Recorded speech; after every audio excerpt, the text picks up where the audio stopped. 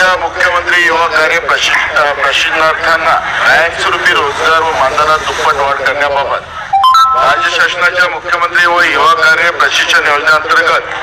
राज्यातील युवक युवतींना खासगी व शासकीय स्थापनेमध्ये 11 महिन्याचे प्रशिक्षण देण्यात येत असणे, या योजनेत प्रशिक्षण प्राप्त 1,75,000 प्रशिक्षण पूर्ण करून पुन्हा शासनाच्या नाकारत्या धोरणापुढे बेरोजगार होणे,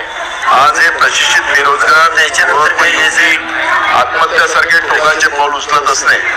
लातूर छत्रपती संभाजीनगर येथे आत्महत्याही झाल्या असणे, त्यामुळे या प्रशिक्षित युवक युवतींना त्यांच्या शैक्षणिक क्षमतेप्रमाणे विविध शासकीय स्थापनेमुळे कायमस्वरूपी रोजगार मिळाला पाहिजे व मानधनामध्ये दुप्पट वाढ होणे आवश्यक असते. हे प्रशिक्षित युवक युवती राज्यात सातत्याने आंदोलन करत असणे, आपला रोष व्यक्त करत असणे, त्यामुळे शासनाने निर्णय घ्यावा व त्यांना कायमस्वरूपी रोजगार द्यावा व त्यांना कायमस्वरूपी रोजगार त्यांच्या मानधनात सदरील विषय गंभीर व महत्वाचा असल्याने सदर विषयावर या ठिकाणी मी पॉईंट मांडत असताना अध्यक्ष महाराज, सुरुवातीला जेव्हा निवडणुकीच्या पहिले राज्याचे आताचे मुख्यमंत्री आपले जे लोढा मंत्रीजी आणि उपमुख्यमंत्री एकनाथ शिंदे आताचे त्यावेळेचे मुख्यमंत्री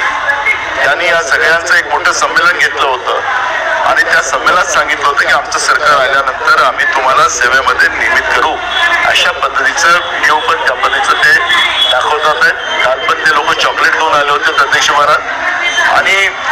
सरकार त्यांचे एक प्रकारचं आणि त्याच्यामध्ये मोठ्या प्रमाणात हे लोक आत्महत्या करायला लागलेले आहे